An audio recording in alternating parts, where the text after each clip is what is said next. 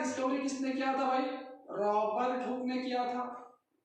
Robert Hooke ने किया था। कब किया था? 1665 में। Okay, while he study the cork plant, while he study the cork plant, जब ये कॉर्क प्लांट का स्टडी कर रहा था, किसका? कॉर्क प्लांट का जब ये स्टडी कर रहा था, तब उसे गलती से एक्सीडेंटली वहां पर कुछ ऐसा रूम लाइक स्ट्रक्चर दिखाई दिया। ऐसा रूम लाइक स्ट्रक्चर दिखाई दिया, उसे उसने कहा सेल। समझ में आया? लेकिन एक्चुअली रूम लाइक स्ट्रक्चर उसे दिखाई दिया, रूम लाइक स्ट्रक्चर, जिसे उसने कहा सेलुला। क्या कहा भाई? सेलुला। सेलुला, सेलुला इस वर्ड पर से आया था हमारा सेल। समझ में आया आपको? रॉबर्ट हुक ने जो सेल सबसे पहले डिस्कवर किया, रॉबर्ट हुक ने सबसे पहले जो सेल डिस्कवर किया, वो सेल कैसा था भाई? डेड सेल था। कौन सा था? डेड सेल था। सही है, चलो यहाँ तक क्या हमको मालूम है। अब आगे देखते हैं, ये हो गया सेल के बारे में। एंटोन वैन ल्यूनहॉक का आपने नाम सुना होगा, एंटोन वैन ल्यूनहॉक का, ठीक है ना? एंटोन वैन ल्यूनहॉक जो साइंटिस्ट है भाई, उन्होंने सबसे पहला लिविंग सेल डिस्कवर किया। सबसे पहला लिविंग सेल डिस्कवर किया किसने? Anton van ल्यूनहॉक।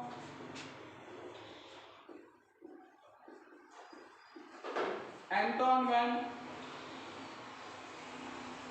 ल्यूनहॉक discover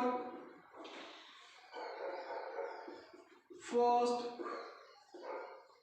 living cell. कब किया था? 1674 में। और एंटोन वैन ल्यूनहॉक को ही हम किस नाम से जानते हैं भाई? Father of microbiology. Father of microbiology, इतना आपको सिर्फ यहाँ पे ध्यान रखना है, ठीक है? अब चलो थोड़ा सा देख लेते हैं प्रोकैरियोटिक सेल के बारे में। ये हो गया कुछ चीजें सेल के बारे में हमने देखी, डिस्कवरी के बारे में, ठीक है? अब देखो, सबसे छोटा cell,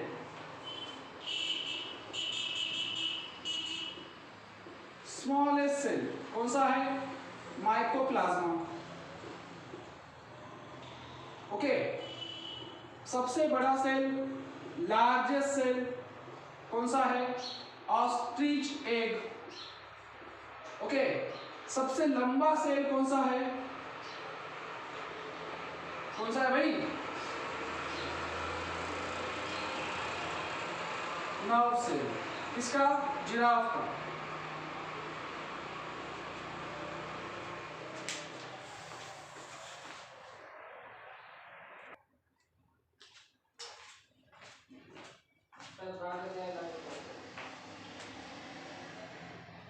longest cell, nerve cell, giraffe का, ठीक है? ये हो गया जनरल में। अब देखो ह्यूमन में जो सेल पाए जाते हैं, देखो ह्यूमन में स्मॉलेस्ट सेल कौन सा भाई? ह्यूमन में स्मॉलेस्ट सेल, ह्यूमन बॉडी के अंदर का स्मॉलेस्ट सेल कौन सा है? स्पर्मेटोजोम। ओके, लार्जेस्ट सेल कौन सा है? लार्जेस्ट सेल ह्यूमन बॉडी में वो है भाई ओवम या फिर एग सेल। ओके, और लॉन्गेस्ट सेल है भाई, क्या है? Nerve cell. Okay, nerve cell may be 1 metre कुछ तो भी उसका है मेरे ख्याल से, लेंथ दी गई है एनसीईआरटी में, ठीक है बच्चों? सो इतना सिर्फ आपको ध्यान रखना है, लेंथ कोई पूछेगा नहीं, सिर्फ इतना ध्यान रखना है कि इन जनरल स्मॉलेस्ट सेल कौन सा, लार्जेस्ट सेल कौन सा, और ह्यूमन में स्मॉलेस्ट सेल कौन सा है, लार्जेस्ट सेल कौन सा है, लॉन्गेस्ट सेल कौन सा है, ठीक है बच्चों? ये हो गया सेल के बारे में। फिर हमने क्या पढ़ा था? हमने पढ़ा था सेल थ्योरी। क्या पढ़ा था? सेल थ्योरी, ठीक है? सेल थ्योरी क्या है भाई? सेल थ्योरी जब आप देखोगे तो आपको 3 नाम याद रखने पड़ेंगे। एक है कौन सा भाई? M J Schleiden, M J Schleiden. Second one T Schwann, and third one Rudolf Virchow. Okay, 1838 में एमजे शिल्डन ने कहा था कि all plants are made up of cell. All plants are made up of cell. समझ में आया? ये स्टेटमेंट था, किसका था? एमजे शिल्डन का। Plant are made up of cell. Okay, T Schwann ने 1839 में क्या कहा था भाई, प्लांट ही नहीं सिर्फ animals and plants are made up of cell. सबसे पहले कहा ने कि plants are made up of cell, जितने भी प्लांट्स है वो पूरे पूरे सेल से बने हुए हैं, इसने ऐसा कहा था। बाद में टी शॉन ने कहा 1839 में क्या कहा भाई, प्लांट्स एंड एनिमल्स, स्टेटमेंट ये था उसका कि animals are made up of cell, और उसने वहां पर प्लाज्मा मेम्ब्रेन का भी डिस्कवरी किया था। उसने कहा था कि ये कोई लेयर है, कोई एक कवरिंग है ऊपर, ओके, जो कि सेमी परमिएबल नेचर में है, ओके ना, जिसे हम आज प्लाज्मा मेम्ब्रेन बोलते हैं। समझ में आया? ऊपर का जो लेयर है, एक लेयर है, ऐसा उसने कहा था। किसने कहा था भाई? टी शॉन ने कहा था 1839 में। इसने स्टेटमेंट ये था उसका, animals are made up of cell and he also discover the membrane. Okay, उसको आज हम क्या बोलते हैं? प्लाज्मा मेम्ब्रेन, सेल मेम्ब्रेन बोलते हैं। समझ में आया ना? उसने सिर्फ कहा था कि कोई थिन कवरिंग है, जिसे हम आज प्लाज्मा मेम्ब्रेन बोलते हैं। आपको इतना ध्यान रखना पड़ेगा, ठीक है? रुडोल्फ वर्चो, लेकिन एमजे शेल्डन ने कहा plant made up of cell, T Schwann ने कहा animals are made up of cell. लेकिन एक आपको बात यहाँ पे ध्यान रखनी होगी, जो कोई भी ऑर्गेनिज्म जब इनिशियली बॉर्न होता है तो ये सिंगल सेल से आता है। समझ में आया? सिंगल सेल से। अब मेरे बॉडी में, आपके बॉडी में, एक यंग एडल्ट ह्यूमन के बॉडी में 100 ट्रिलियन सेल पाए जाते हैं। कितने? 100 ट्रिलियन। समझ में आया? सो 100 ट्रिलियन सेल कहाँ से आए भाई? फिर एक सेल का जब सेल डिवीजन होते जाएगा, सेल डिवीजन अभी भी मेरे बॉडी में चल रहा है, सेल डिवीजन। समझ में आया ना? सेल डिवीजन होते जाएगा, सेल से नए सेल, सेल से नए सेल, सेल से नए सेल बनते जाएंगे। ओके, तो इस तरह से बॉडी में सेल का डिवीजन चलते रहता है। समझ में आया आपको? तो मुझे आपको ये कहना था कि एनिमल्स बॉडी हो या प्लांट बॉडी हो, उसके बॉडी में सेल डिवीजन चलते रहता है, लेकिन नया सेल कहां से आता है, ये जब यहाँ पे क्वेश्चन राइज हुआ, तब जाके रुडोल्फ वर्चो ने 1855 में कहा कि स्टेटमेंट आपको याद रखना है, ओमनी सेलुलाe सेलुला, ओमनी सेलुलाe सेलुला, ये स्टेटमेंट था रुडोल्फ वर्चो का, 1855 में दिया गया। ये स्टेटमेंट आपको एग्जाम में पूछ भी सकता है, एक्चुअली पूछा भी गया था एक बार नीट में कि ओमनी सेलुलाe सेलुला, ये स्टेटमेंट किसने दिया था? तो किसने दिया था भाई? रुडोल्फ वर्चो ने। सेल थ्योरी के बारे में आपको तीन चीजें यहाँ पे, तीन नाम याद रखने पड़ेंगे, तीन scientist, M J Schleiden, T Schwann, Rudolf Virchow. समझ में आया? 1838, 1839 एंड 1855। ओके, सो ओमनी सेलुलाe सेलुला का मीनिंग क्या होता है भाई? Which means that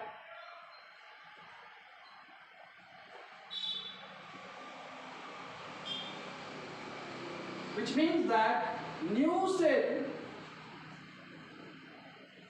are come from pre-existing cell। इसका मतलब ये हुआ भाई कि जो नए सेल बॉडी में बनते हैं, वो नए सेल पुराने सेल से ही बनते हैं। समझ में आया आपको? पीछे के सेल से ही बनते हैं, पुराने सेल से ही बनते हैं, प्री एग्जिस्टिंग सेल। समझ में आया? Okay, this is the cell theory, ये भी आपने देख लिया था। अब आगे देखो, अगर आप इसका स्क्रीनशॉट लेना चाहो तो ले सकते हो। Okay,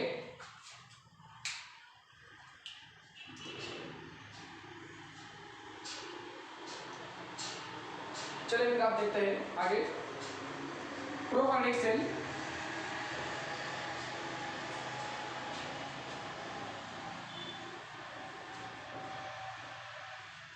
prokaryotic cell. ओके, चलो बच्चों, so according to the cellular organization there are two type of cell। Okay, cell का ऑर्गेनाइजेशन कैसा है, सेल कैसे बना है, सेल में कौन से ऑर्गेनेल्स है, उस हिसाब से सेल दो तरह के होते हैं। कौन से भाई? Prokaryotic and eukaryotic.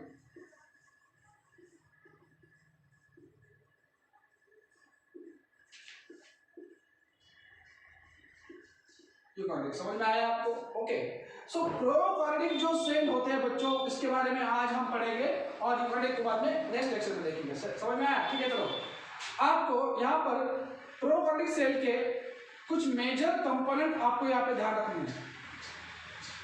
Okay, major component, उसके ऑर्गन्स कौन से है, उसके कंपोनेंट्स कौन से है, प्रोकार्योटिक सेल में क्या क्या पाया जाता है। सबसे पहले सेल तो होता है सेल वॉल, क्या होता है, सेल वॉल। मैं इसे निकाल देता हूं।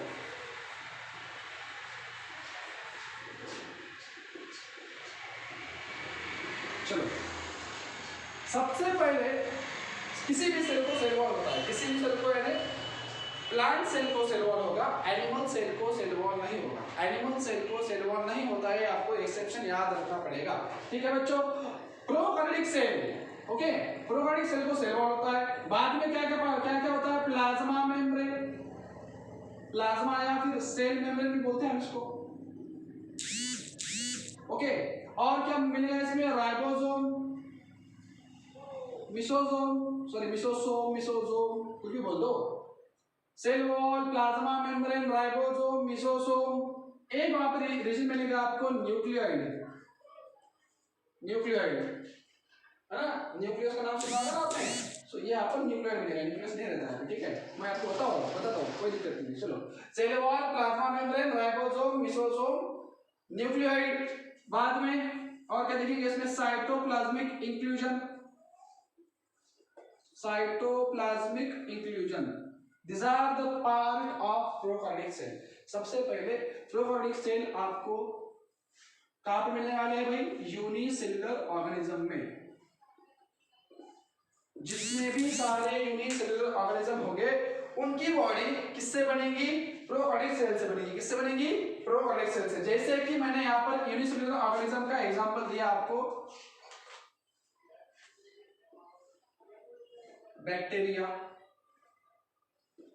Bacteria, okay. बेसिकली हम बैक्टीरिया के बारे में पढ़ने वाले हैं, ठीक है। सो अब देखो सेल वॉल के बारे में, ठीक है। ये सेल वॉल क्या चीज है भाई, outermost cover of an cell, okay. This is a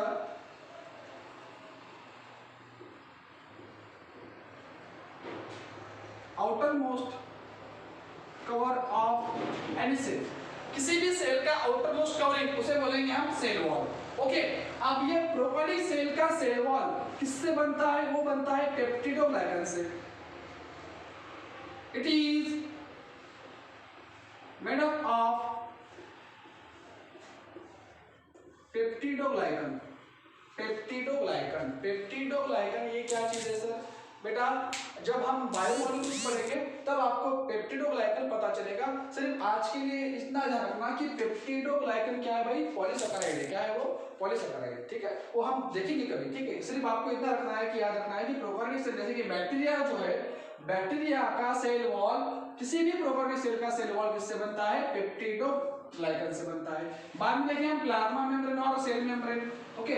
plasma membrane के बारे में क्या पता है हमको, कि सेल वॉल के नीचे की लेयर, सेल वॉल के नीचे की लेयर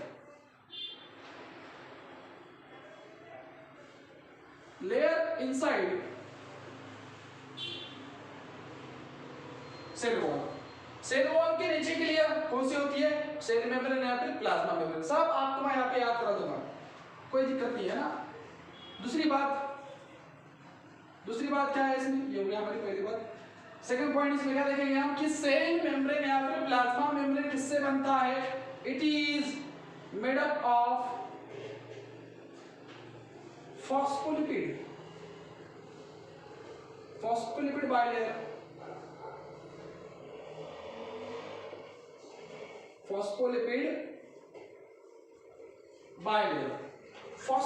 फॉस्फोलिपिड में दो नाम है, देखो, phospho and lipid.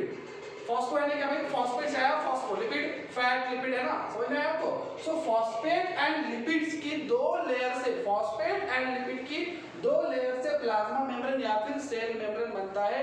Plasma membrane को ही हम क्या बोलेंगे, सेल मेम्ब्रेन बोलते हैं, ठीक है। इसका स्ट्रक्चर अगर आप देखना चाहें तो ऐसे देखिएगा, देखो ये है आपका, ये फॉस्फेट है, ये है फॉस्फेट, ओके। और नीचे क्या होते हैं भाई, ये जो है ना, ये लिपिड। ये जो स्ट्रक्चर दिख रहा है ना आपको नीचे का, ये ऐसा टेल लाइक स्ट्रक्चर, ऐसा छुटा हुआ नीचे, इसे बोलेंगे हम लिपिड। क्या बोलेंगे भाई, लिपिड। ऐसे ही बड़े होते हैं। ये हो गई एक लेयर, नीचे से और एक होगी, इसका स्ट्रक्चर ऐसे मिलता है, ठीक है। ये फॉस्फेट और बीच में क्या है भाई, लिपिड, ओके। सो फॉस्फोलिपिड लेयर, देखो ऊपर की एक लेयर, नीचे की एक लेयर, इसे बोलेंगे हम बाइलेयर यानी दो लेयर। समझ में आया आपको, ठीक है। ये हो गया किसके बारे में, सेल मेम्ब्रेन, प्लाज्मा मेम्ब्रेन के बारे में। बाद में क्या है भाई, राइबोसोम। क्या चीज है, राइबोसोम। राइबोसोम ये जो ऑर्गेनेलिज है, अब देखिए मैं आपको बता दूं, देखो प्रोकैरियोटिक सेल में न्यूक्लियस नहीं होता, सबसे पहली बात। वहां पर क्या मिलता है आपको, न्यूक्लियोइड। क्या मिलेगा, न्यूक्लियोइड। अच्छा, तो न्यूक्लियोइड को ही हम क्या बोलते हैं, जिनोफोर। ये भी आपको बात याद रखनी है, जिनोफोर। ओके, प्रोकैरियोटिक सेल में न्यूक्लियस नहीं होता। ओके, समझ में आया आपको। Prokaryotic cell doesn't have a true nucleus, instead of nucleus it has nucleoid. Okay, सबसे पहली बात। और किसी भी सेल के न्यूक्लियस में डीएनए पड़ा रहता है। हम तो दो तरह के सेल देखते हैं, कौन से भाई, प्रोकैरियोटिक एंड यूकैरियोटिक। ठीक है, तो अब ये तो प्रोकैरियोटिक सेल है, इसके पास तो न्यूक्लियस नहीं है, तो फिर इसका डीएनए कहां पे पड़ा रहेगा, इसका डीएनए पड़ा रहेगा न्यूक्लियोइड में। न्यूक्लियोइड को क्या बोलेंगे हम, जिनोफोर। समझ में आया, ये एनसीईआरटी में मेंशन किया हुआ वर्ड है। ठीक है, चलो फिर देखते हैं। अभी राइबोसोम के बारे में हम बात कर रहे थे कि बेटा प्रोकैरियोटिक सेल की दूसरी एक बात, पहली बात क्या बताया मैंने आपको कि it do not have true nucleus। Prokaryotic cell do not have a true nucleus, so उसको क्या रहता है वहां पे, एंड ठीक है, न्यूक्लियस मिलेगा, क्या मिलेगा वहां पे, न्यूक्लियोइड, जिसे हम क्या बोलते हैं, जिनोफोर। ठीक है, दूसरी बात क्या भाई, दूसरी बात यह है, it do not have membrane bound organelle। Membrane bound organelle, इसमें मेम्ब्रेन बाउंड ऑर्गेनेल नहीं पाई जाती, किसमें, प्रोकैरियोटिक सेल में। आपको ये बात ध्यान रखनी पड़ेगी। ठीक है बच्चों, जैसे कि ribosome it is without membrane bound organelle है। समझ में आया आपको, राइबोसोम को मेम्ब्रेन नहीं है। मेम्ब्रेन यानी क्या, कोई ऑर्गेनेल, सपोज ये राइबोसोम है, इसके ऊपर एक खुद की एक कवरिंग, इसके ऊपर, उसे बोलेंगे हम मेम्ब्रेन। क्या बोलेंगे, मेम्ब्रेन। राइबोसोम को मेम्ब्रेन नहीं होता, तो मुझे आपको ये कहना था कि किसी भी प्रोकैरियोटिक सेल को ना ही न्यूक्लियस होता है, प्रोकैरियोटिक सेल को ना ही मेम्ब्रेन बाउंड ऑर्गेनेल उसमें पाई जाती है। समझ में आया। और मेम्ब्रेन बाउंड ऑर्गेनेल को ही डिवीजन ऑफ लेबर कहते हैं। क्या कहते हैं, division of labour. Division of labour का मीनिंग क्या है सर, डिवीजन ऑफ लेबर बोलते बच्चों कि जैसे कि आपने लेबर का नाम सुना ही होगा ना, जो रोज मजदूर काम करने वाले जो लोग रहते हैं ना, मजदूर लोग, जैसे कि जिसका वो काम करता है ना, वैसे ही सेल में बहुत सारे ऑर्गेनेल होती है। जैसे कि मैंने आपको कहा था, mitochondria, endoplasmic reticulum, Golgi bodies को गोल्जी कॉम्प्लेक्स या फिर गोल्जी एपैरेटस भी बोलते हैं। ठीक है, तो जितने सारे ऑर्गेनेल्स है, वो ऑर्गेनेल आपको कहाँ पे मिलेंगे, यूकैरियोटिक सेल में। ठीक है ना, यहाँ पे प्रोकैरियोटिक सेल की बात नहीं हो रही, सिर्फ हम यहाँ पे पॉइंट कौन सा क्लियर कर रहे हैं, membrane bound organelle. Membrane bound organelle को हम डिवीजन ऑफ लेबर बोलते हैं, जो कि आपको कहाँ मिलेंगे, सिर्फ कहाँ मिलेंगे, यूकैरियोटिक सेल में। यहाँ पे मिलेंगे क्या, नहीं मिलेंगे। ठीक है, चलो दूसरी बात आप नेक्स्ट वन, दूसरी बात यहाँ पे कि इसके पास मिसोसोम मिलता है। क्या होता है, मिसोसोम। क्या होता है भाई, मिसोसोम। ठीक है ना, अभी पहले राइबोसोम के बारे में देखेंगे, बाद में देखेंगे मिसोसोम के बारे में। ठीक है, सो राइबोसोम जो है ना भाई, राइबोसोम ये जो भी सेल का कंपोनेंट है प्रोकैरियोटिक सेल का, ये it is a site of, क्या काम है इसका काम यह है कि प्रोटीन बना देता है। क्या बनाता है, प्रोटीन बनाता है। ठीक है, मिसोसोम, ठीक है, देखो राइबोसोम को मेम्ब्रेन नहीं है, आपको याद रखना है। एंड थोड़ा हिचकिच हो गया ना, तो नीचे लिख देता हूं, it do not have membrane, it do not have membrane. Ribosome को मेम्ब्रेन नहीं है। समझ में आया। मिसोसोम के बारे में देखेंगे। चलो मिसोसोम के बारे में देखेंगे कि जिनोफोर में आगे मिटा देता हूं। ठीक है,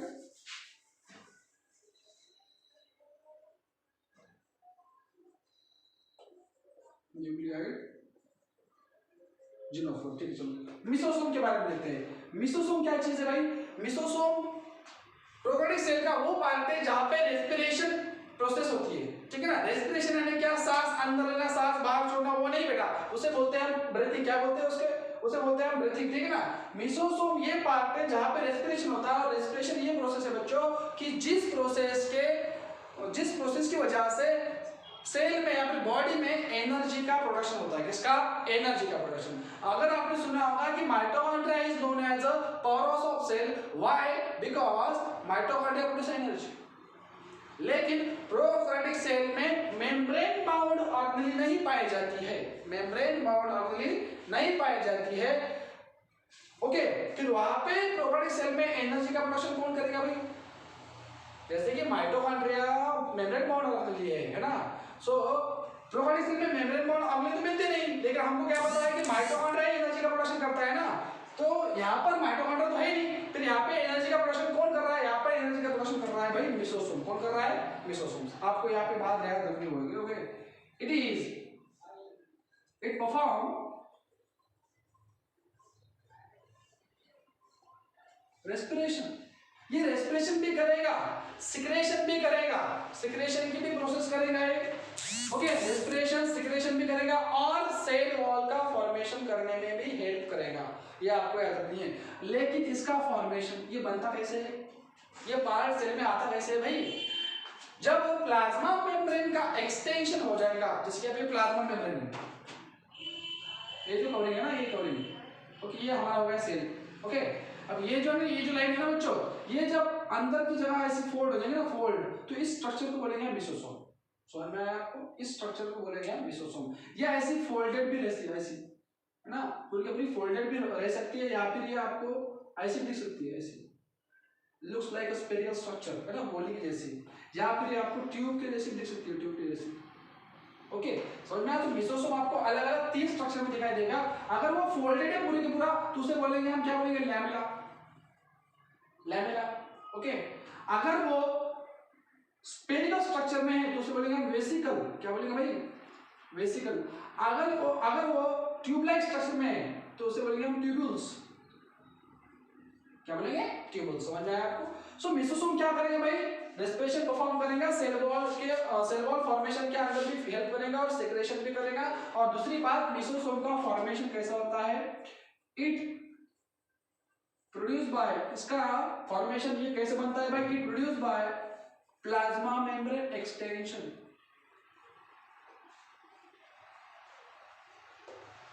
प्लाज्मा मेम्ब्रेन एक्सटेंशन। समझ में आया? अब आगे देखो क्या है भाई? आगे है भाई क्या? न्यूक्लियोइड, या फिर उसे क्या बोलेंगे हम? जिनोफोर। मैंने आपको पहले बताया कि प्रोकैरियोटिक सेल को ट्रू न्यूक्लियस नहीं होता, और न्यूक्लियस में ही डीएनए पड़ा रहेगा, जेनेटिक मटेरियल पड़ा रहेगा। समझ में आया आपको? तो यहाँ पर तो न्यूक्लियस नहीं है, तो इसका मतलब प्रोकैरियोटिक सेल के न्यूक्लियोइड में डीएनए पड़ा रहता है, डीएनए पड़ा रहता है। समझ में आया? तो आपको यहाँ पे तीसरी बात याद रखनी है प्रोकैरियोटिक सेल के बारे में कि प्रोकैरियोटिक सेल को सिंगल सर्कुलर डीएनए होता है। सिंगल सर्कुलर डीएनए या सिंगल सर्कुलर क्रोमोसोम बोल दो, क्रोमोसोम बेटर रहेगा। ओके, क्रोमोसोम बेटर रहेगा। समझ में आया? कि तो डीएनए से क्या बनेगा भाई? क्रोमोसोम बनेगा। सो सिंगल सर्कुलर क्रोमोसोम मिलेगा आपको प्रोकैरियोटिक सेल में। ओके, दूसरी बात और एक लास्ट एक चीज आपको ध्यान रखनी है कि प्रोकैरियोटिक सेल का जो साइज होता है स्मॉल होता है। जनरली इसका सेल का साइज आपको देखने मिलेगा 1 से लेके 10 माइक्रोमीटर तक। कहां तक? 1 से लेके 10 माइक्रोमीटर तक। किसी भी सेल का साइज अगर आपको डिटरमाइन करना होगा तो आपको सेल का डायामीटर मेजर करना पड़ेगा, ठीक है, ना कि उसकी लेंथ। सेल की साइज डिटरमाइन की जाती है उसके डायमीटर पर से, ना ही उससे उसके लेंथ से। ये आपको यहाँ पे याद रखनी है, ठीक है ना। और नेक्स्ट चीज आपको लास्ट में याद रखनी है इसमें कि इसके सेल का शेप कैसे रहता है। प्रोकैरियोटिक सेल का शेप 4 तरह का दिखता है बच्चों। देखो कौन सा ये होता है भाई कोकस। Okay, next one spiral, okay. Third one bacillus या फिर बैसिलस। ओके, बैसिलस एक्चुअली ये सिंगल वर्ड है, इसका प्लूरल वर्ड कौन सा है? बैसिलाई। कोकस का ये सिंगल वर्ड है, इसका प्लूरल क्या आएगा भाई? कोकाई। क्या आएगा? कोकाई इसका प्लूरल है। बैसिलस का बैसिलाई। ओके, लैक्टोबैसिलाई बैक्टीरिया, है नहीं, वो क्या है भाई प्रोकैरियोटिक सेल, उसका स्ट्रक्चर बैसिलस में रहेगा। ओके, अभी बैसिलस कैसे मैं बोलता हूँ आपको, ठीक है ना। बैसिलस को ही हम रॉड शेप में बोलते हैं, क्या बोलते हैं भाई, rod shape, rod shape structure है bacillus structure. Okay, spiral, okay लंबे से लंबे ऐसे। और एक रहता है भाई, और क्या है, कोकस है, स्पाइरल है, बैसिलस है, रॉड लाइक स्ट्रक्चर में मिलेगा आपको, और एक है विब्रियो कॉमा शेप। ओके ना, तो ये कोकस के बारे में अगर देखें तो ऐसा स्फेरिकल स्ट्रक्चर दिखेगा आपको, single spherical, okay single circular structure, इसको बोलेंगे हम कोकस। अगर कई सारे कोकस एक जगह पे आएंगे तो उसको क्या बोलेंगे, कोकाई, क्या बोलेंगे, cocci. Okay, streptococci, this is an example. Okay ना, नाउ स्पाइरल, स्पाइरल आपको ऐसे दिखेगा, दो एंटीना दिखेंगे ऊपर आपको, ठीक है बच्चों। बाद में बैसिलस, बैसिला रॉड शेप में दिखेगा आपको ऐसा, बैसिलस सिंगल।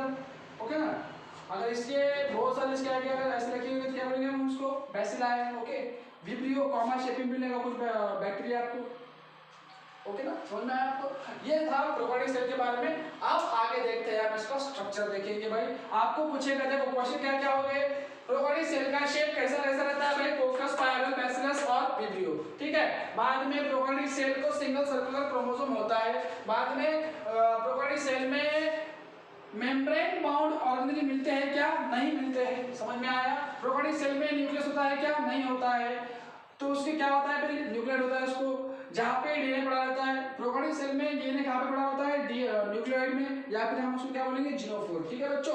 मिसोसोम का क्या काम है, मिसोसोम का ये काम है कि रेस्पिरेशन परफॉर्म करना, और दूसरी चीज क्या, सेल वॉल का फॉर्मेशन करना, और एक सिक्रेशन करना। और दूसरी बात, मिसोसोम कैसे बनता है प्रोकैरियोटिक सेल में, जब प्लाज्मा मेम्ब्रेन या फिर सेल मेम्ब्रेन का एक्सटेंशन हो जाएगा, यानी अंदर की तरफ मुड़ जाएगी या फिर फोल्ड हो जाएगी, तब जाके मिसोसोम बनेगा। ओके ना, मिसोसोम क्या करेगा, एक्चुअली मिसोसोम ही रेस्पिरेशन करता है भाई, वो प्रोकैरियोटिक सेल है, बैक्टीरिया है, ठीक है ना। उसको जीने का हक है ना भाई। तो उसके बॉडी में उसकी क्या हुआ, उसके पास माइटोकॉन्ड्रिया नहीं है, तो उसके पास माइटोकॉन्ड्रिया नहीं है ना, तो इसका मतलब वो एनर्जी प्रोडक्शन नहीं करेगा। तो उसके पास मिसोसोम है, इसके लिए एनर्जी प्रोडक्शन करने के लिए प्रोकैरियोटिक सेल के पास मिसोसोम है। मैंने आपको दो बार इस ऑर्गेनेल को रिपीट किया, कंपोनेंट को रिपीट किया मैंने इस वजह से, क्योंकि एग्जाम में पूछा जाएगा which of the organelle is an analogous to the mitochondria in prokaryotic cell. Prokaryotic cell में कौन सी ऑर्गेनेल जो है जो कि माइटोकॉन्ड्रिया को एनालोगस है। इसका मतलब ये कि दोनों का फंक्शन सेम, लेकिन उनका स्ट्रक्चर अलग अलग। क्या स्ट्रक्चर अलग अलग। यार ये गाड़ी वालों ने जीना हराम है, ठीक है। सो व्हाट, इसके चलो ठीक है। Mesosome is an analogous organelle to the mitochondria, भी आपको याद रखना है, ठीक है बच्चों। अब आगे देखते हैं हम इसका स्ट्रक्चर कैसा है। चलो और फास्ट स्ट्रक्चर देख लेते हैं, बाद में एंड कर देते हैं इसको, ठीक है।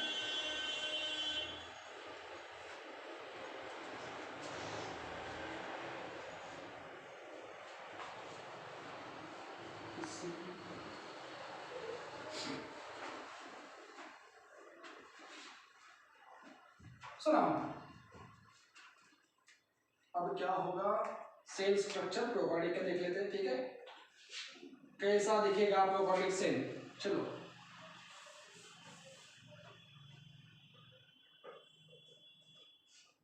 ये हमारा cell prokaryotic cell. Okay,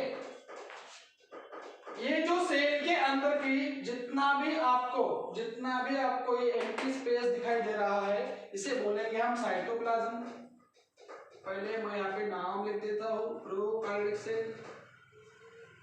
okay, सो ये जितना भी अंदर का स्ट्रक्चर है, ये क्या है भाई, साइटोप्लाज्म। क्या ये साइटोप्लाज्म, साइटोप्लाज्म क्या चीज है सर, सेल के अंदर का semi fluid jelly like substance, jelly you know jelly है ना, सो जेली लाइक सब्सटेंस, सेल के अंदर का सेमी फ्लूइड और जेली लाइक सब्सटेंस, उसे बोलेंगे हम साइटोप्लाज्म। ओके, लिख दो यहाँ पे,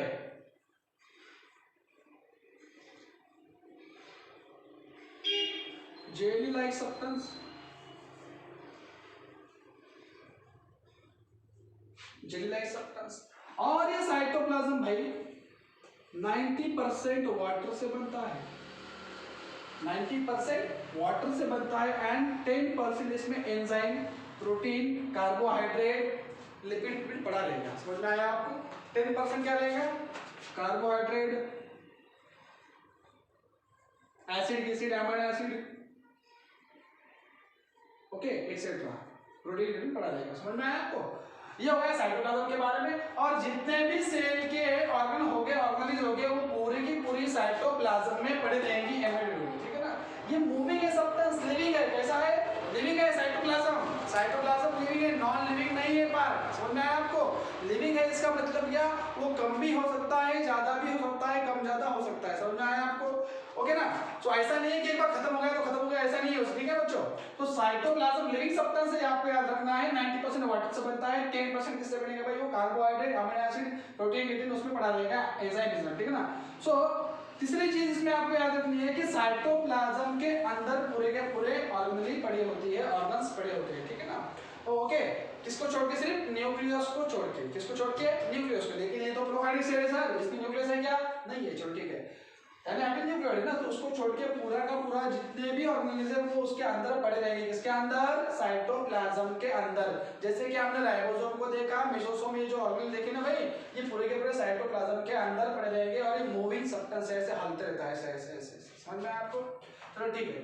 सबसे पहले ये जो लेयर है, सबसे पहली लेयर, इसे बोलेंगे हम सेल मेम्ब्रेन। क्या बोलेंगे? Cell membrane. सेल मेम्ब्रेन को क्या बोलते हैं हम? Plasma membrane. दिख तो रहा है ना आपको? चलो ठीक है, आगे देखो। नेक्स्ट लेयर ऊपर की, यार अपना दूसरी पेन है, उसको यूज करते हैं। तीन कलर का पेन लेके आया हूं मैं आपके लिए, यूज तो करना मांगता है ना भाई, वो ज्यादा बढ़ गया क्या? ओके चलो,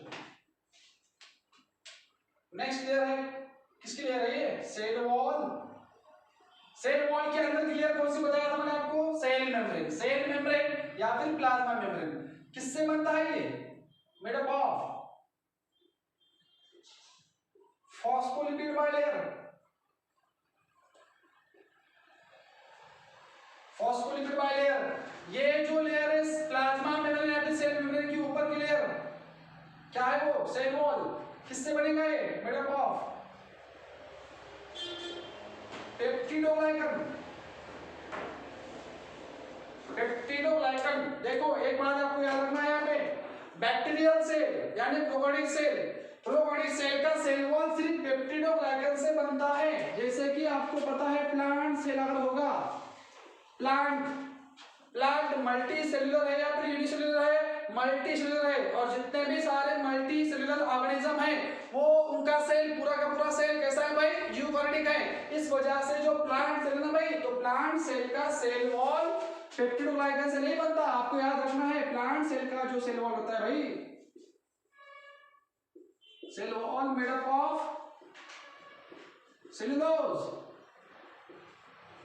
सेलुलोज से बनेगा ये, आपको याद रखना। ठीक है ना? दूसरी चीज, एनिमल सेल को, एनिमल भी क्या है? Multi cellular. समझ में आया? और जो कोई ऑर्गेनिज्म मल्टी सेलुलर है उसका सेल कैसा है भाई? यूकैरियोटिक है। ठीक है ना? तो एनिमल सेल, आपको एक्सेप्शन यहाँ पे याद रखना है। बैक्टीरिया को सेल, प्रोकैरियोटिक सेल को सेल वॉल होता है, बैक्टीरिया को सेल वॉल होता है, प्लांट को सेल वॉल होता है, एनिमल को सेल वॉल नहीं होता। समझ में आया? एनिमल को सेल वॉल नहीं होता, हमको जरूरत नहीं है। ठीक है ना? तो ठीक है, animal cell do not have cell wall, ये आपको याद रखना है।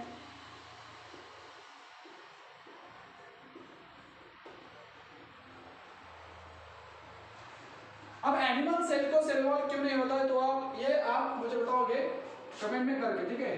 ठीक है, do not have a cell wall. दूसरी चीज, फंगी को सुना है क्या? फंगी को, फंगी है ना, फंगी जो सेल है ना, फंगी ये ऑर्गेनिज्म का सेल जो होता है भाई, इसका जो सेल वॉल होता है, इसका सेल वॉल बनता है किससे? काइटिन से। Made up of chitin. ये आपको तीन चीजें यहाँ पे याद रखनी है। ठीक है बच्चों? तो हम देख रहे थे प्रोकैरियोटिक सेल, यार ये तो अंदर चलेगा, इसको नीचे लिख देता हूं।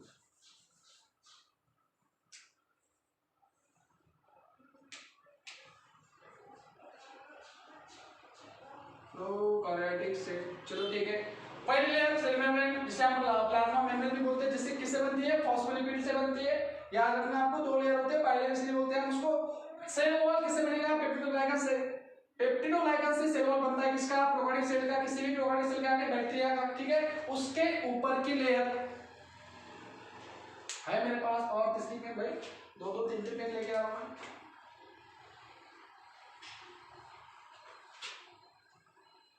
I hope this is visible to you. थोड़ा सा पेंट है यार। चलो देखो, ऊपर की लेयर क्या है, ये है भाई ग्लाइकोकैलिक्स। ग्लाइकोकैलिक्स बैक्टीरिया की बैक्टीरियल सेल को या फिर किसी भी प्रोकैरियोटिक सेल को सेल वॉल के ऊपर और एक लेयर होती है जिसे आप क्या बोलते हैं भाई, ग्लाइकोकैलिक्स। ओके, ये जो ग्लाइकोकैलिक्स होता है बच्चों, ये होता है दो तरह का, एक होता है कैप्सूल और दूसरा होता है भाई स्लाइम लेयर। समझ में आया आपको? ये हो गया ग्लाइकोकैलिक्स के बारे में। सो प्रोकैरियोटिक सेल का जो सेल एनवलप होता है, क्या सेल एनवलप, देखो मैं क्या कर रहा हूं, प्रोकैरियोटिक सेल का जो सेल एनवलप होता है भाई, आप लिखूं सेल एनवलप, यार स्पेलिंग ठीक है। सेल एनवलप जो होता है प्रोकैरियोटिक सेल का, तीन लेयर से बनेगा। कितने लेयर से, तीन लेयर से। कौन से पहली लेयर कौन सी भाई, सेल मेम्ब्रेन को क्या बोलते हैं, प्लाज्मा मेम्ब्रेन। सेल मेम्ब्रेन या फिर प्लाज्मा मेम्ब्रेन बोल दो। उसके ऊपर की लेयर कौन सी, सेल मेम्ब्रेन के ऊपर की लेयर कौन सी है, सेल वॉल। और उसके ऊपर की लेयर कौन सी है भाई, glycocalyx. So cell membrane, cell wall and glycocalyx, इससे तीन लेयर से बनेगा सेल एनवलप। समझ में आया आपको? ये हो गया एक्सटर्नल सेल उसके लेयर के बारे में। अब अंदर चलते हैं थोड़ा सा, चलो अंदर जाके देखते हैं सेल के अंदर क्या है भाई। जैसे कि हमको आदत है ना, किसके घर में क्या चालू है क्या नहीं, दूसरों के घर में झांकने आते हैं ना, तो वैसे ही हम देखेंगे सेल के अंदर क्या है। चलो ठीक है, ओके। नाउ यहाँ पर देखो, सेल को, प्रोकैरियोटिक सेल को सिंगल सर्कुलर डीएनए होता है, और इससे क्या बनेगा, क्रोमोसोम।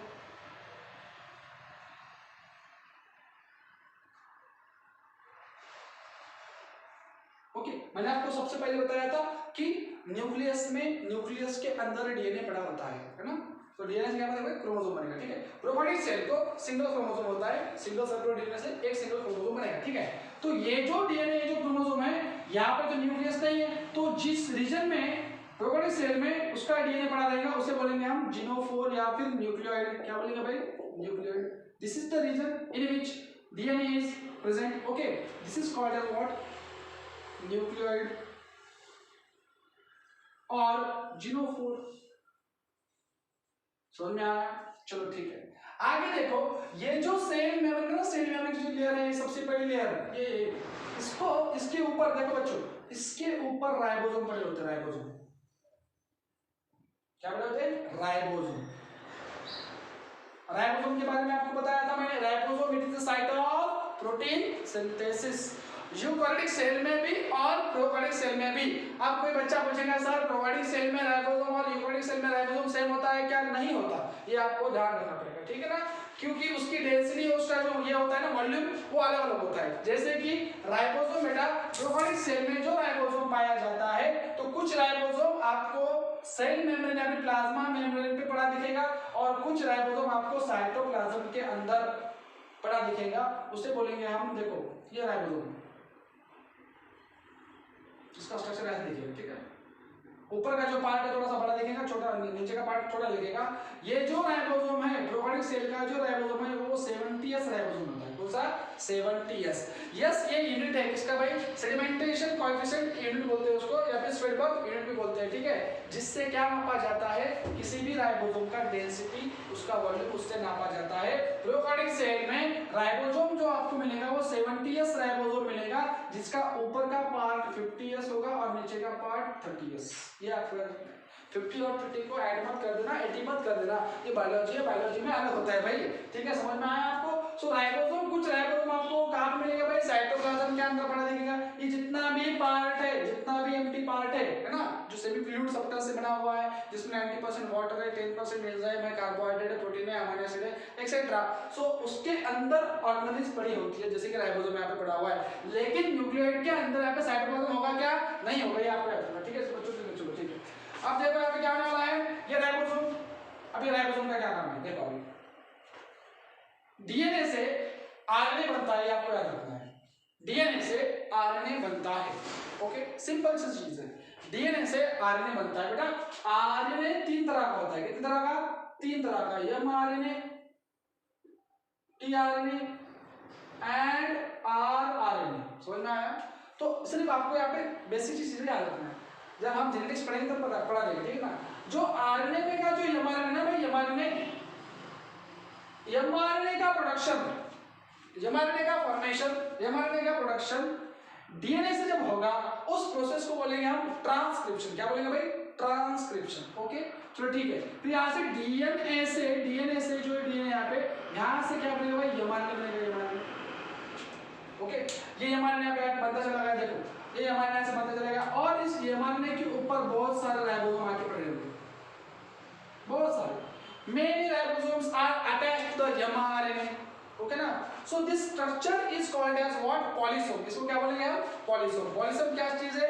पॉलीसोम बोलो या फिर पॉलीराइबोसोम।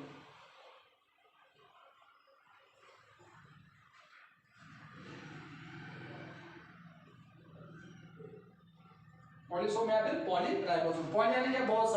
बहुत सारे राइबोसोम एमआरएनए के ऊपर आके पड़े होते हैं, उस स्ट्रक्चर को बोलेंगे हम पॉलीसोम या फिर पॉलीराइबोसोम। देखो यहाँ पे क्या हो रहा है, देखो यहाँ पे डीएनए से एमआरएनए की स्ट्रैंड बन गई, ओके। डीएनए से एमआरएनए की स्ट्रैंड बन गई। ये जो थ्रेड दिख रहा है ना आपको, थ्रेड, ये जो थ्रेड है ये है एमआरएनए, ओके। डीएनए से एमआरएनए की थ्रेड बन गई, इसको बोलेंगे हम, ये जो प्रोसेस हो रहा है इसको, उस प्रोसेस को बोलेंगे हम ट्रांसक्रिप्शन। आपको सिर्फ बेसिकली यहाँ पे याद रखना है, ओके। अब ये एमआरएनए के ऊपर जब राइबोसोम, बहुत सारे राइबोसोम आके पड़ेंगे तो उस स्ट्रक्चर को क्या बोलेंगे हम? पॉलीसोम और पॉलीराइबोसोम। और आपको यहाँ पे सबसे मेन बात, जरूरी बात याद रखनी है कि प्रोकैरियोटिक सेल में पाए जाने वाला जो राइबोसोम है उसका सब यूनिट क्या होगा? वो राइबोसोम कौन सा राइबोसोम होगा? 70S राइबोसोम होगा, जिसका सब यूनिट क्या होगा भाई? 50S and 30S। समझ में आया बच्चों? चलो ठीक है, आगे देखते हैं। तो फिर हमने आगे पढ़ा था साइटोप्लाज्मिक इंक्लूजन। साइटोप्लाज्मिक इंक्लूजन भी पढ़ा और सबसे पहले उसके पहले देखेंगे मेसोसोम। क्या देखेंगे भाई? मेसोसोम। चलो ठीक है, देखो अभी ये जो सेल वॉल है, सॉरी ये जो प्लाज्मा मेम्ब्रेन है, क्या प्लाज्मा मेम्ब्रेन, ये जो प्लाज्मा मेम्ब्रेन ना, प्लाज्मा मेम्ब्रेन, इस प्लाज्मा मेम्ब्रेन का एक्सटेंशन हो जाएगा ऐसा,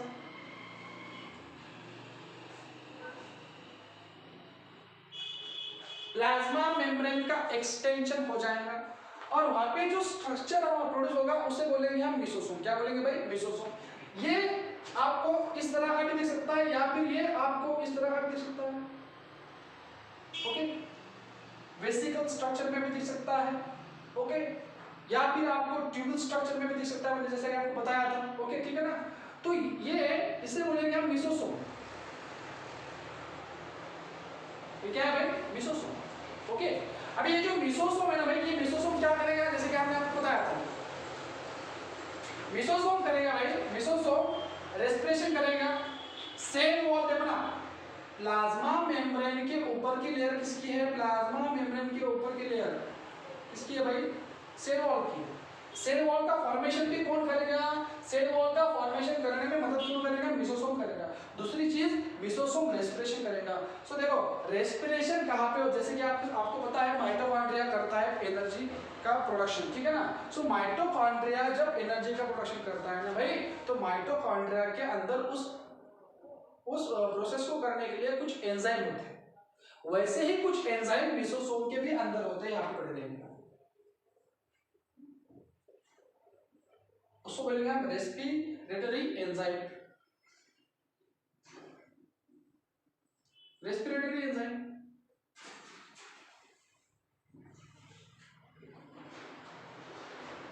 ओके, जिससे क्या होगा? एनर्जी का प्रोडक्शन होगा, ठीक है, समझ में आया? और यहाँ पर सिक्रेशन भी होने वाला है, कुछ जो एनर्जी तैयार होगी, अलग अलग जो सब्सटेंस वहां पे तैयार होगी ना, तो उसका सिक्रेशन भी करेगा मेसोसोम। सो बेसिकली मेसोसोम दूसरी एक चीज यहाँ पे करता है, ये इस तरह का स्ट्रक्चर, इस तरह का स्ट्रक्चर क्यों बनता है भाई? क्यों? तो सरफेस एरिया इंक्रीज होने के लिए, सरफेस एरिया इंक्रीज होने के लिए मिसोसोम का ऐसा स्ट्रक्चर होता है। सरफेस एरिया इंक्रीज होगा, इसका मतलब वहाँ पे जो प्रोसेस है वो अच्छी तरह से बन पाएंगे और अच्छी तरह से चल पाएंगे। ठीक है, ये हो गया मिसोसोम के बारे में। अब देखते हैं भाई इसके बारे में हम, साइटोप्लाज्मिक इंक्लूजन। चलो ठीक है, जैसे कि किसी भी लिविंग ऑर्गेनिज्म का एक फूड मटेरियल होता है जिसे वो स्टोर कर रखता है या फिर खाता है। ठीक है, जैसे कि भाई ग्लाइकोजन के ग्रैन्यूल्स, किसके? ग्लाइकोजन के ग्रैन्यूल्स सेल में स्टोर किए होते हैं। ओके, वो food material, glycogen is the kind of food material, ठीक है ना। सो ये आपको सेल के अंदर पड़े देखेंगे, किसमें? साइटोप्लाज्म में। किसमें? साइटोप्लाज्म में एक स्ट्रक्चर में मिलेंगे जिसे हम एक किसी तरह की बॉडी में मिलेंगे जिसे हम साइटोप्लाज्मिक इंक्लूजन बॉडी बोलते हैं। क्या बोलते हैं? Inclusion body. इंक्लूजन बॉडी बच्चों नॉन लिविंग होती है। कैसी होती है? Non living. This is not a living. Okay, ये नॉन लिविंग होती है और इसके अंदर वहां पर फूड मटेरियल का स्टोरेज किया जाता है। ओके, रिजर्व मटेरियल का क्या किया जाता है? स्टोरेज किया जाता है। जैसे कि मैंने आपको बताया साइटोप्लाज्मिक इंक्लूजन बॉडी के बारे में हम यहाँ पे बात कर रहे हैं। ठीक है, किसके बारे में? Cytoplasmic inclusion bodies. ठीक है, जैसे कि ये है glycogen inclusion, glycogen granules. Okay, glycogen granules, this are the cytoplasmic inclusion. Okay, glycogen granules, ये जो स्ट्रक्चर है ना,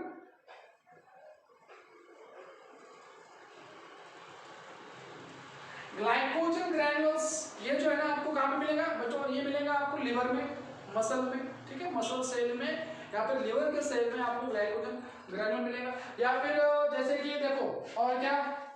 साइनोफाइसिन स्टार्च, ये एक तरह का फूड मटेरियल है जो कि किसका फूड मटेरियल है? साइनो बैक्टीरिया का। किसका? Cyano bacteria. बैक्टीरिया बेसिकली कैसे होते हैं भाई? प्रोकैरियोटिक सेल होते हैं। ठीक है, हम बैक्टीरिया का भी देखने वाले हैं इसके आगे। ठीक है, तो उसका जो फूड मटेरियल है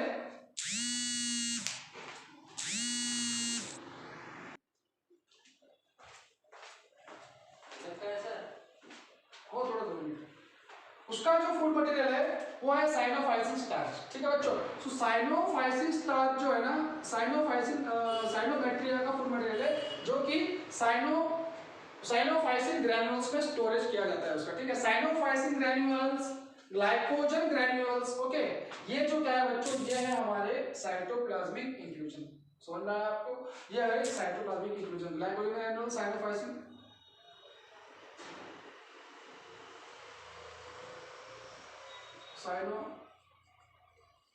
ग्रैन्यूल। ओके, और कोई है मैं भूल गया। ठीक है, मेरे दिमाग में से स्किप हो गया। ठीक है, चलो ठीक है, कोई दिक्कत नहीं, आप सिर्फ इतना याद रखना। नॉन लिविंग है जिसमें स्टोरेज किया जाता है फूड मटेरियल का। ठीक है, अब देखो आगे, अगर कोई बैक्टीरिया, अगर कोई प्रोकैरियोटिक सेल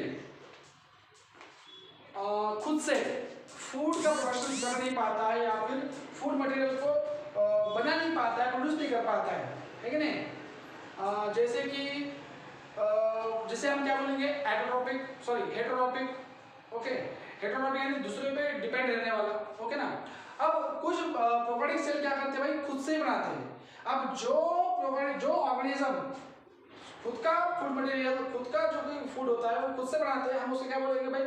प्रोकैरियोटिक। क्या बोलेंगे? प्रोकैरियोटिक। प्रोकैरियोटिक नहीं, उसको बोलेंगे हम हेटेरोट्रॉपिक। क्या बोलेंगे? Heterotrophic. Okay, so let it be. ये क्या हो रहा है भैया? सो एट्रोपिक बोलेंगे उसको। अब एट्रोट्रॉपिक जब हमारे दिमाग में आता है, एट्रोपिक का वर्ड हम जब सुनते हैं तो हमारे सामने सीधी एक प्रोसेस आती है। क्या नाम है उसका? फोटोसिंथेसिस। और फोटोसिंथेसिस करने के लिए आपको ग्रीन कलर का पिगमेंट चाहिए। क्या चाहिए? ग्रीन कलर का पिगमेंट, जिसका नाम क्या है भाई? क्लोरोफिल। ओके, अब एक बात आपको यहाँ पर ध्यान रखनी होगी कि क्लोरोफिल जो होता है, क्लोरोफिल बेसिकली किसमें रहता है? कहाँ मिलेगा आपको? एक प्लास्टिड नाम की एक ऑर्गेनेल होती है। प्लास्टिड नाम की ऑर्गेनेल होती है जिसमें आपको क्लोरोफिल मिलेगा। ठीक है, अब प्लास्टिड कौन सा? वो होता है क्लोरोप्लास्ट। कौन सा? क्लोरोप्लास्ट। क्लोरोप्लास्ट ये जो ऑर्गेनेल है उसके अंदर क्लोरोफिल भरा पड़ा रहता है।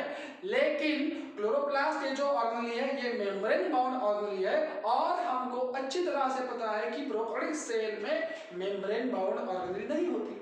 ओके,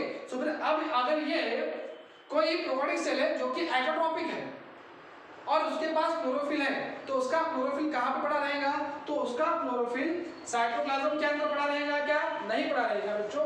तो उसके वास्ते यहाँ पर प्लाज्मा मेम्ब्रेन क्या करेगा मालूम है क्या? पे फोल्डिंग का स्ट्रक्चर बना देगा और वहां पर आपका क्लोरोफिल पड़ा रहेगा। जैसे मैं यहाँ पे ग्रीन कलर में निकाल रहा हूँ आपको समझने के लिए।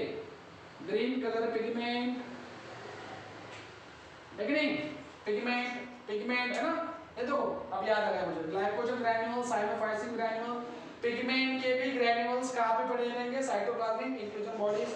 साइटोप्लाज्मिक इंक्लूजन बॉडी के एग्जांपल क्या कहते हैं आपको? Glycogen granule, cyanophycin granules and pigment granules. ये आपको याद रखना है, जिसकी स्किन में होती है, हेयर में होती है, ठीक है ना?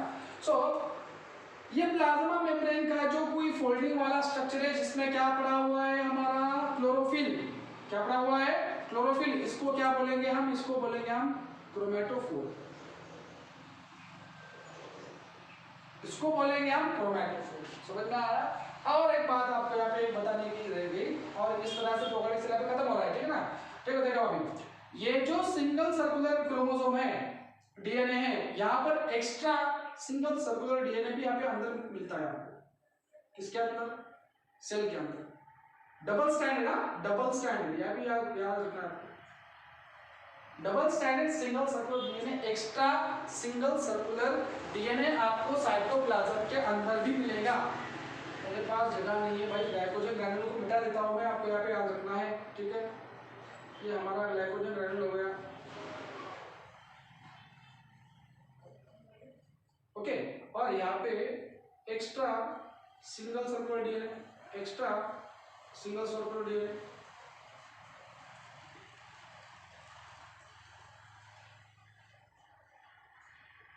ओके, बहुत सारे होते हैं एक्स्ट्रा, जो कि न्यूक्लियोइड नहीं होते, ठीक है ना?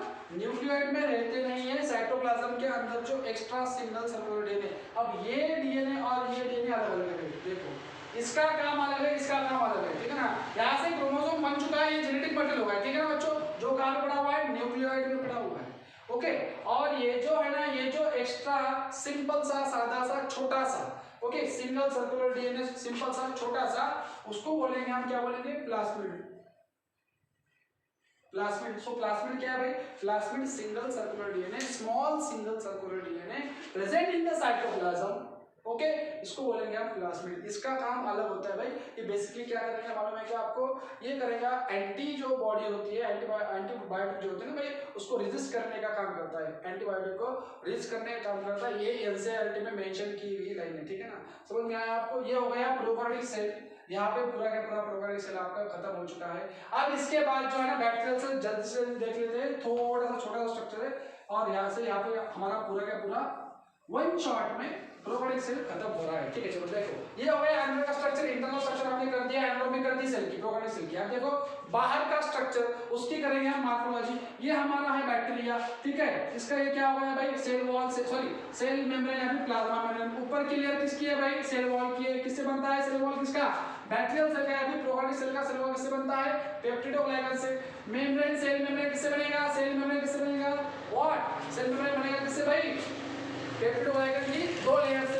ऊपर क्या रहता है? ग्लाइकोकैलेज। क्या रहता है भाई? ग्लाइकोकैलेज। दो तरह का ग्लाइकोकैलेज, कैप्सूल और स्लाइम लेयर। टफ होगा, हार्ड होगा तो बोलेंगे उसको कैप्सूल, चिपचिपा सा होगा, सॉफ्ट होगा तो उसको बोलेंगे हम स्लाइम लेयर। तो देखो अभी ये हो गया हमारा बैक्टीरिया। बैक्टीरिया का बाहर का स्ट्रक्चर हम देखने वाले, ठीक है बच्चों? अभी इसके ऊपर का जो स्ट्रक्चर होता है यहाँ का बीच में, इसे बोलेंगे हम बेसल बॉडी, ओके। यहाँ पर एक अटैच रहेगा हुक, क्या रहेगा? हुक। और ये हुक को अटैच रहेगा ऐसा लॉन्ग ट्यूब लाइक स्ट्रक्चर, लंबा के लंबा ऐसा, जिसे बोलते हैं फ्लैजेला। क्या बोलते हैं? फ्लैजेला। टेल है उसकी बेसिकली, ठीक है ना? जो जिसका यूज किसके लिए करता है भाई? वो मोटाइल के लिए करता है, मूवमेंट के लिए करता है। मूवमेंट के लिए बेसिकली बैक्टीरिया फ्लैजेला का यूज करता है। किसका? Flagella. This one is a flagella. Flagella. Bacteria is a prokaryotic cell. Prokaryotic cell का बैक्टीरिया का हम यहाँ इंटरनल और एक्सटर्नल स्ट्रक्चर हम देख रहे हैं, उसकी मॉर्फोलॉजी कर रहे हैं। बेसल बॉडी, ये क्या है? ये है हुक। हुक जिसको क्या अटैच है भाई? हमारा फ्लैजेला। फ्लैजेला किससे बनेगा? फ्लैजेला बनेगा फ्लैजेलिन प्रोटीन से। फ्लैजेलिन प्रोटीन से made up of made up of flagellate protein. समझ में आया आपको? I hope this will be visible to you or not. दिख तो रहा है ना भाई? फ्लैजेला मेड अप ऑफ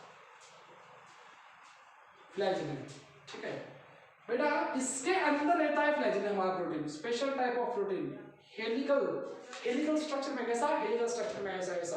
समझ में आया आपको? ये basal body, hook and flagella, ये तीनों के तीनों इसके क्या है? पूरे के पूरे पार्ट है फ्लैजेला के। समझ में आया? फ्लैजेला के तीनों पार्ट कौन से? Basal body, hook. इसको हम बोलेंगे भाई, इसको देखो एक्चुअली पूरे स्ट्रक्चर को फ्लैजेला कहा जाता है, पूरे स्ट्रक्चर को। किसको? बेसल बॉडी, हुक और ये जो ना ये इसको बोलेंगे हम फिलामेंट बॉडी। समझ में आया आपको? Filament body. और इसको पूरे इसको क्या बोलेंगे हम? इसको बेसल बॉडी, हुक और फिलामेंट बॉडी को क्या बोलेंगे हम? फ्लैजेला, जो कि किससे बनता है? फ्लैजेलिन से बनता है। और फ्लैजेला का क्या काम है? मूवमेंट के लिए मदद करना, बैक्टीरिया को मूवमेंट करने के लिए।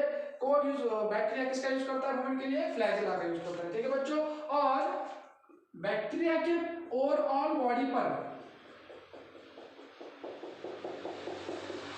जो स्मॉल हेयर लाइक स्ट्रक्चर है, स्मॉल हेयर लाइक और प्रोजेक्शन है, उसे क्या बोलेंगे? सीलिया। क्या बोलेंगे भाई? Cilia. What we called it? We called it cilia. इसे बोलेंगे हम cilia, small hair like structure. Okay, cilia. इसका भी काम क्या है भाई? किसके लिए? मोशन के लिए, सॉरी मोशन के बोल रहा हूं, मूवमेंट के लिए, ठीक है। इसके ऊपर, इसके आगे आपको एक स्ट्रक्चर देखा था आपने, ठीक है, थीन सा पतला सा है बेसिकली, मुझे पतला नहीं निकलता था, मैं आपको बता रहा हूँ, ठीक है ना। इसको बोलेंगे हम, क्या बोलेंगे? इसको बोलेंगे हम फिब्री।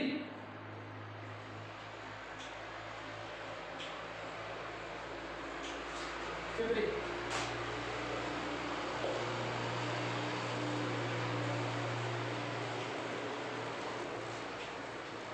ठीक है। सो नाउ ये जो फिब्री है बच्चों, फिब्री का यूज बैक्टीरिया जब किसी बॉडी पर अटैक करता है, किसी दूसरे ऑर्गेनिज्म पर अटैक करता है, तो उस सेल को होल्ड करने के लिए, वहां पे चिपक जाने के लिए फिब्री का यूज करता है। To hold any part, to hold the adjacent cell, okay ना, to hold any surface, bacteria use the fimbriae. Okay, समझ में आया आपको? ओके ना। और ये कैसा होता है भाई? थिन होता है, ठीक है ना। अब ये देखो, ये हमारा फिब्री हो गया। अब ये जो बड़ा सा स्ट्रक्चर है, बड़ा सा स्ट्रक्चर किस पे? बैक्टीरिया के ऊपर, इसको बोलेंगे हम pili. This is the plural word for the pilus. Okay, या पिलस उसका सिंगुलर वर्ड है। अगर एक ही होगा तो उसको बोलेंगे हम पिलस, अब बहुत सारे होंगे तो क्या बोलेंगे उसको? पिलाई, ठीक है। अब ये जो पिलाई है बच्चों, पिलाई, इसका यूज कॉन्जुगेशन के लिए करता है बैक्टीरिया। इसके लिए कॉन्जुगेशन के लिए, दूसरे बैक्टीरिया को, अगर इस बैक्टीरिया को किसी दूसरे बैक्टीरिया को अगर कुछ ट्रांसपोर्ट करना है, जेनेटिक मटेरियल का एक्सचेंज करना है, कुछ देना है, तो वो कॉन्जुगेशन से करेगा। To transport any material, conjugation क्या चीज है भाई? कॉन्जुगेशन क्या चीज है भाई? कॉन्जुगेशन ये चीज है, this is the process of transport of genetic material. Okay, किससे करेगा वो? पिलाई से करेगा। किससे करेगा? पिलाई से करेगा। यहाँ तक के हमने देख लिया था। अब आपको होमवर्क में ये बात जाननी है, देखनी है, करनी है। मैं आपको जो बताऊंगा कि अगर देखो अलग अलग तरह के बैक्टीरिया होते हैं, अलग अलग तरह के, किस हिसाब से? किसी बैक्टीरिया को सिंगल फ्लैजेला होता है, किसी बैक्टीरिया को फ्लैजेला होता ही नहीं है, किसी बैक्टीरिया को बहुत सारे फ्लैजेला होते हैं, या बहुत सारे यानी एक ही साइड पे, या फिर किसी बैक्टीरिया को ऑल ओवर द बॉडी पर फ्लैजेला होते हैं। तो उन बैक्टीरिया को क्या बोलते हैं? According to the flagella. समझ में? ये आपको करना है। देखते हैं, अगर नहीं आया तो मैं हूं, ठीक है ना। सो आई होप ये आपको समझ में आया होगा। नेक्स्ट लेक्चर में देखेंगे यूकारियोटिक सेल और उसके ऑर्गेनेलिज। तब तक के लिए वीडियो के साथ बने रहेगा और चैनल को सब्सक्राइब कर दो। यार एक बात मुझे समझ में नहीं आ रही, व्यूज तो बहुत सारे, लेकिन सब्सक्रिप्शन क्यों नहीं बढ़ रहा है? ठीक है ना, और लाइक भी नहीं बढ़ रहा है। समझ में आया? तो आपको करना है भाई, मैं आपके लिए कर रहा हूँ, ठीक है। Thank you.